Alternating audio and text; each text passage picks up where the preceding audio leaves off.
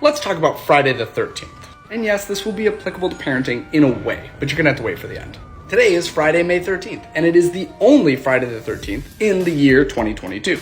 To understand Friday the 13th, we have to understand that we have individual psychology, but then we also have collective psychology, or mythology.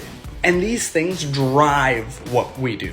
You cannot overstate the importance of our psychology and our collective mythology. And we have mythologies about the number 13.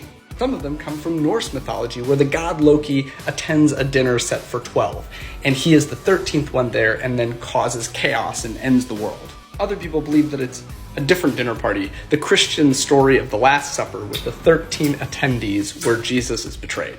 The truth is actually much more interesting than those things.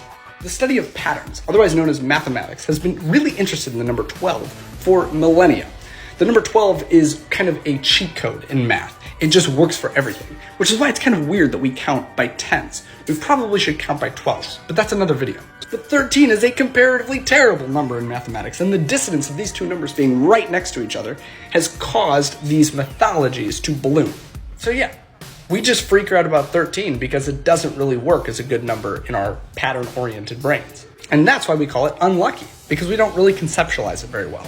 Its association to Friday goes back about 100 years to a book or novel published by T.W. Lawson, where a stockbroker uses people's fear or just innate discomfort with the number 13 to manipulate the stock market on Friday the 13th.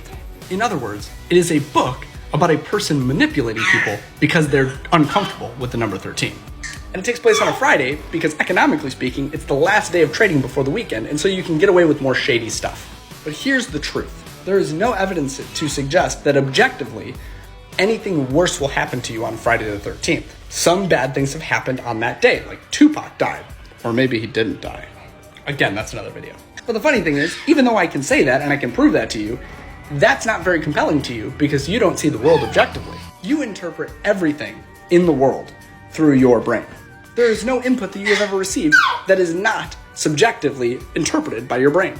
So here's where it all comes together. Friday the 13th will be worse for you if you think it's going to be worse for you. Your brain will intentionally interpret things as bad on Friday the 13th, even though they're not. Your brain will get you into trouble if you perseverate on Friday the 13th and have worries about it. So yeah, will today be worse for you? Probably.